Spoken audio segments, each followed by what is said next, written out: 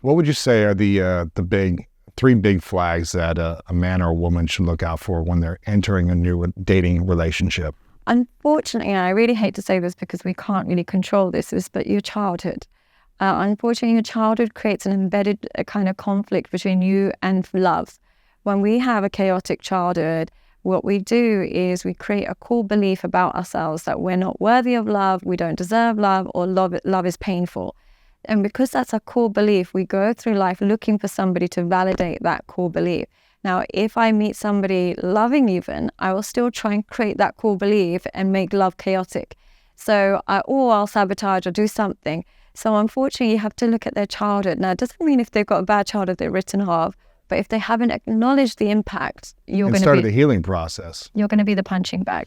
Oh, man. I've been punched a lot. Have you noticed I've that been as punched well? a lot in my past. What kind of things do women bring, like in their past childhood? Well, I think it's the responsibility of each partner to ask those questions, and I lacked the inability to. I saw that, and that was what attracted me because I was wounded in my childhood, right? Yeah. So it's like, okay, we're both wounded. We're in this together. Yeah. So I was the punching bag and kept sticking around because I lacked the courage, confidence, the skills, the security in self to walk away from the feeling of love and intimacy, the feeling of connection, the false feeling. Well, that broken childhood gives women some intensity that makes a man feel really loved in the moments. Absolutely. And it's honestly, they give you really passionate kind of sexual relations as well because they almost treat you like you're temporary.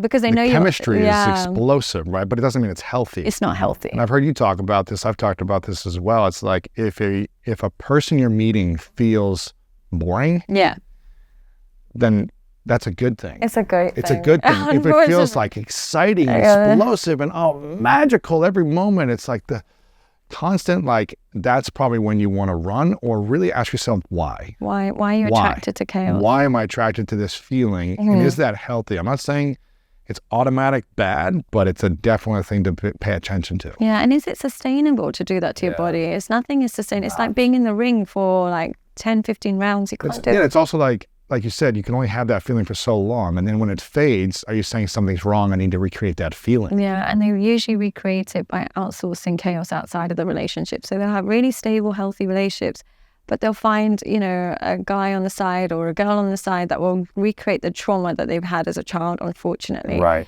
And the reason why it's such a problem is children suffer. Children are the only ones that will suffer when you have kids and you've attracted each other and you've been committed and you stayed together, the kids suffer from your behavior. Yeah, always.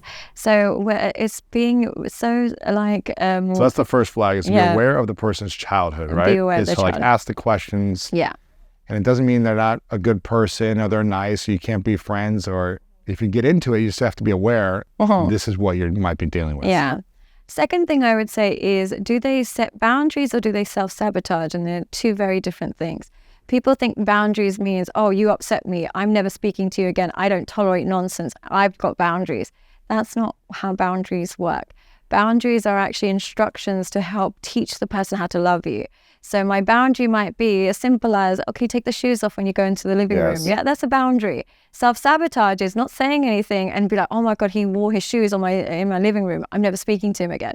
So I would say the ability to communicate boundaries in a way that will bring you closer rather than simply kind of drawing lines and running away. And so I think effective boundaries is a really important red or green flag. That's been a game changer for me with Martha because we really created agreements early on. Oh, amazing. What kind of agreements?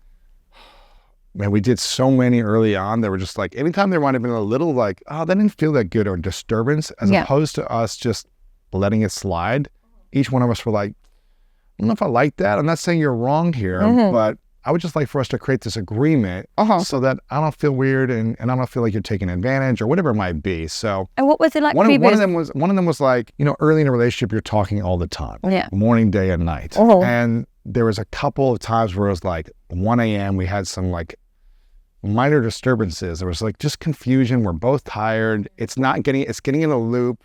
We're not finding a resolution to this challenge. And so we both came to the agreement let's not have these conversations in bed. Right.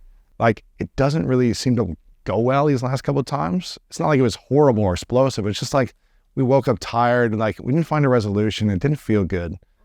Let's just have the conversation during the day when we're both awake. Okay. Now when we hit the bed and then we start talking about something that was upsetting, and that has created so much peace because we both have an agreement. Amazing. We created a healthy boundary by calling it an agreement. Yeah. And we stick to that standard. Right. And previous relationships, what would you do instead? Oh, I would just try to solve the problem, stay up all night. I would just, and then it would just escalate to like frustration and exhaustion and then resentment the next day. Like, why is this happening? And then it repeats again every few weeks. Okay. So now it's healthy. I explain to you what I need and we do it accordingly. Exactly. Amazing. Yeah. And making sure both of you are able to communicate what you need so there is an agreement and making sure you both agree on that. Amazing. So if very she lucky to find a partner. Oh my God, I'm blessed. Very lucky. I'm blessed. Praise be to God. I'm blessed. Okay, so do they set boundaries or do they self-sabotage? That's the second green or red flag. What's the third? Competition or cooperation. And what I mean by that is when you have a partner that values your well-being and wants to see you feel less anxious, wants to see you feel happy, wants you to feel connected, they are cooperative. So when you say things like, oh, babe, I haven't heard from you all day, they're like, oh, I'm so sorry, I completely forgot. I'll call you in 5 minutes. Give me 10 minutes, I'll call you. But other times you'll have a partner where you say, I haven't heard from you. Stop trying to control me. You're always taking over. You're so needy. It's stuff like that. Is it competition or is it cooperation? When you voice a concern, do they actually want to see that the relationship get better and your well-being matters? Or are they so stuck on their autonomy and independence and not being controlled by you that they reject and neglect their responsibilities towards you? So I think that kind of understanding your partner's well-being, if it's not a case of like, why are you trying to control me? It's more of a case of, oh, I didn't mean to. Okay, I understand your point. It's those partners that are in competition with each other, who can hurt who the most, or who can stay the most disconnected, who can stay the most independent. Why are you together? I don't understand those relationships. It's torture. It's real torture. So it's like, oh, I'm liking extra pictures. She told me not to like pictures. Now I'm going to do 10 times more. He told me not to post bikini pictures. Now I'm going to post 10 times more. Why are you together if you're going to hurt each other?